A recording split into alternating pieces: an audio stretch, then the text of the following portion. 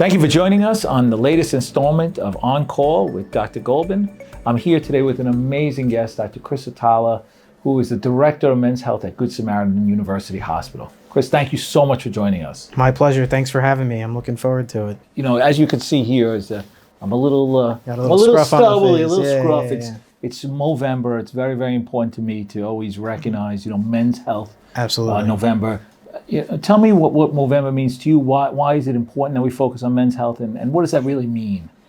So Movember is kind of like a movement that was started for men's health awareness. Guys are kind of shy to go to the doctor and things like that. And so by kind of having this month dedicated to the awareness of just overall well-being and things like that for men, I think it kind of makes it a little more approachable for guys. So what do you spend the bulk of your time doing? Is it robotic prostate surgery? Is it testicular issues? Genuinely, I don't even know. We urologists deal with a lot. We deal with everything that's related to the genital system, but also the urinary system. So that's kidneys, the bladder, the ureters, which drain the kidneys, the urethra, and then on top of that, the prostate and the testicles and the penis. So there's a lot that we deal with. And each one of those is like its own textbook, basically. So we deal with cancers, cancer of the prostate, cancer of the bladder, cancer of the kidneys, but we also deal with benign things. Enlarged prostate is a very common thing that we deal with. Erectile dysfunction is something we deal with. Kidney stones. So there's a lot that we see outside of cancer. So it's not just a cancer-focused specialty. So we deal with a little bit of everything. And we see women, too. Women have kidneys. They have kidney stones. Women have kidneys? Believe it or not, yes. So, so we're not just doctors for men. We actually treat both men and women. So, talk to me about kidney cancer a little. Those referrals, they come from the nephrologist. Where do you get those cases from? Are they incidental, almost found on CTs and MRs? And yeah, so kidney cancer has changed too. I think the management of kidney cancer has changed with the evolution of imaging. Kidney cancers way back when, before we had CAT scans, would come in very advanced, big tumors, blood in the urine, things like that. Now patients are getting CAT scans very frequently when they go to the ER, and they end up, like you said, being an incidental finding. So we find them when they're quite small. And the nice thing about that is oftentimes you can do a robotic partial nephrectomy, which means you're just removing the tumor and actually leaving the remainder of the kidney there, which is a significantly less morbid outcome for the patient. You wedge it out like we do in the lung? Pretty much, yeah. We use an ultrasound to kind of find the margins of the tumor, and then you have to clamp the renal artery. You take the tumor out, and then you close up the kidney with suture. And patients robotically. All robotically. Everything's done robotically. That's awesome. Yeah, and so it's all done robotically. And we're only saving radical nephrectomy, removing the entire kidney for really large tumors or tumors that are in an unfavorable location, basically. Well, two questions, right? What's taking the bulk of your time, and what gets you extra passionate? So for me, I'm most passionate about prostate cancer, kidney cancer. I do all the robotic operations here for that. And so that's kind of my niche. And so I guess in terms of the things that I spend a lot of time on is definitely surgical management of prostate cancer, kidney cancer. We do deal with medical management as well. But, I'm the one who's taking out the prostate once the patient has decided that they want their prostate removed when it comes to prostate cancer. So, and that surgery has changed over time. It used to be this tremendous. My dad had, it's got to be 20 plus years now, an open radical prostatectomy with a long healing.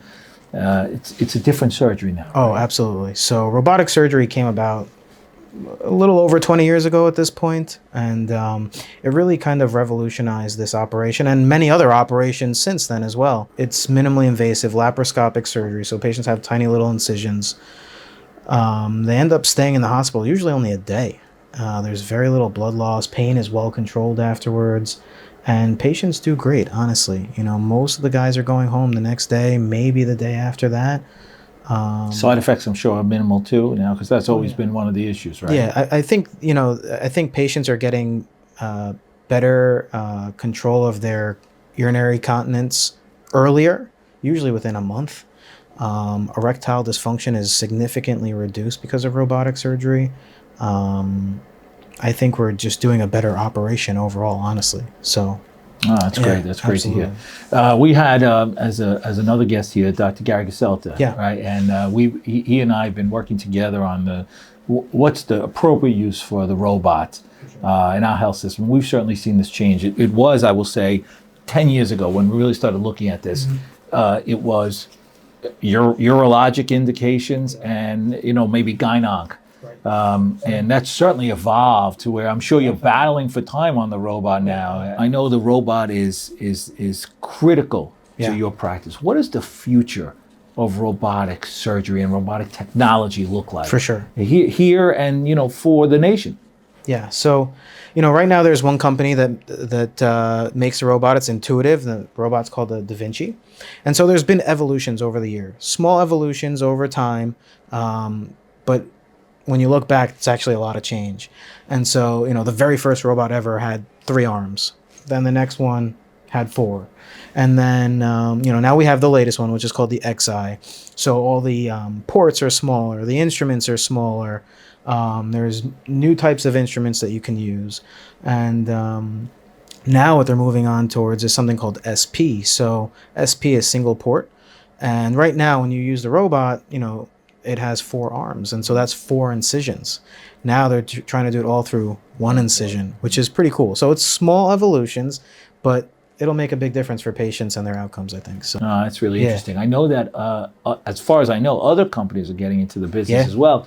They've had a monopoly for a long time. They have. And so it's interesting because there may be other things going on here in the U.S., but in other countries, there's already different kinds of robots being used that aren't made by Intuitive. And it's interesting to see how they incorporate them into their practice and how they look and how they function compared to the one that we have here. So, do you think there'll ever be a day? This is a question that came out of my MBA classes years ago.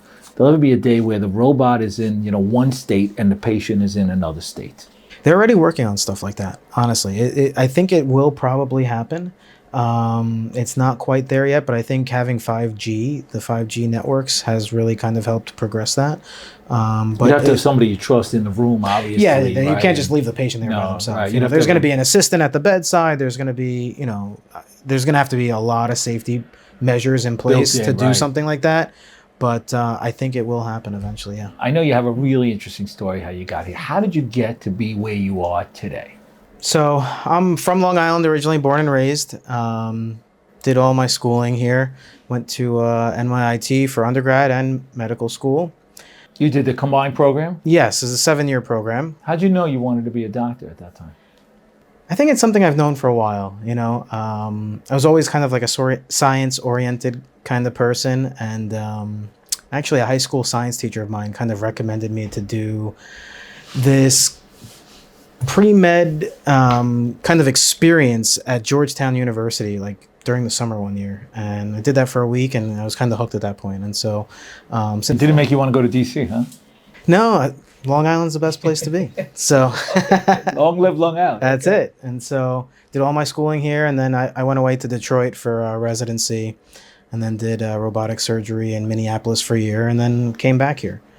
So this is always where I knew I wanted to be and... happy I'm back. I'm going to ask the question I ask other fellow osteopathic physicians. Was it hard to get a urology spot? That's a pretty big deal. Yeah, urology in general is a difficult residency to get into. There's definitely fewer spots for osteopathic physicians. I think things have changed nowadays, but at the time it was definitely difficult. But once I knew that I wanted to do urology, I put in a lot of work to make sure that I was a good candidate for it. Did a lot of research, published a lot of papers, during school for urology. During school? Yeah, wow. During school, wow. Intern year, things like that. And so, I really pushed for it, and I think that made me stand out. And so, I was lucky enough to get a spot, and here we are now. So.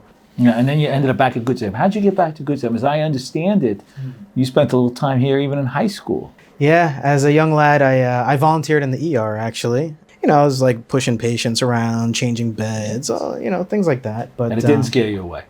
No, it was a great experience. I loved every minute of it. And, when a job opportunity came up here, I was really excited to apply for it, and I'm grateful that I'm here. We went to the same school, and I think of those. I still teach the second year students.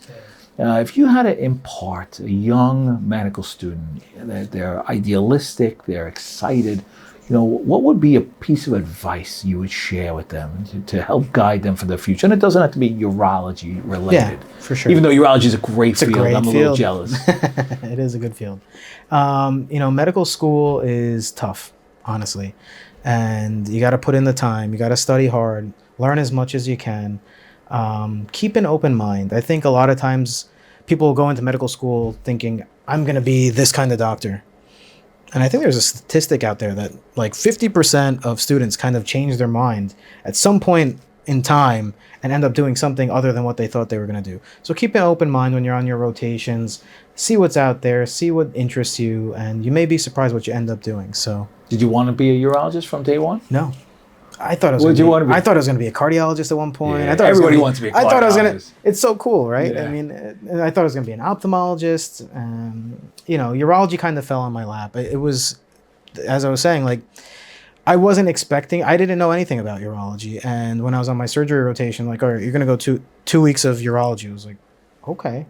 And after that, I was hooked on it. Oh, wow. So it was kind of serendipitous in a way, but that's amazing. yeah, so it worked out. Well, we are so happy you picked urology. We're so happy you came back to Good Samaritan University Hospital and Catholic Health. We are lucky to have you. Thank you for having me. Thank you so much. My pleasure. Thank you.